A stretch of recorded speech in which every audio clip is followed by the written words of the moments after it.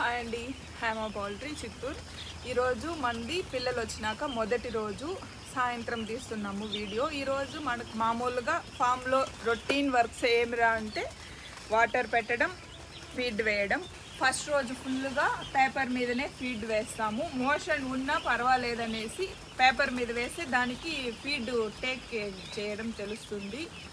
ఇంక ఈరోజు మొత్తానికి ఈ పిల్లతో కలిపి 6 మోర్టాలిటీ పోయింది. 5 రోజులు వచ్చి మనకు కామన్గా వీక్సే పోతూ ఉంటాయి. మోర్టాలిటీ పోయినా పర్వాలేదు, ఎందుకంటే అప్పుడే మనకు గుడ్డు నుంచి తీసి పిల్లలు ఇస్తారు కాబట్టి ఏది వీకు ఏది నార్మల్ అని మనకు తెలీదు. 5 రోజులు కంపల్సరీ పడుతుంది ఏ పిల్ల మంచిది ఏ పిల్ల వీకు అనేదానికి. సో 5 రోజులు ఎన్ని పిల్లలు పోయినా అది లెక్కలోకే వస్తుంది.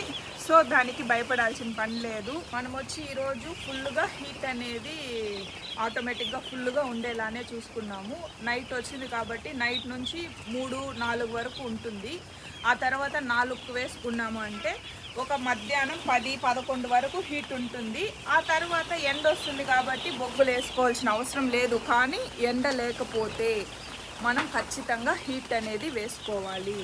సో ఇప్పుడు 6కు 6:30 ఆర్ 7 o'clockకి హీట్ అనేది వేసినామంటే నైట్ 12కి ఆర్ 1 o'clockకి హీట్ కొంచెం తగ్గి పిల్లలు ఉడ్డలు పడతా ఉంది అంటే మనం ఖచ్చితంగా హీట్ వేసుకుంటేనే అది ఫ్రీగా తిరగాలి. అప్పుడు దానికి టెంపరేచర్ అనేది ఓకే అవ్వాలి.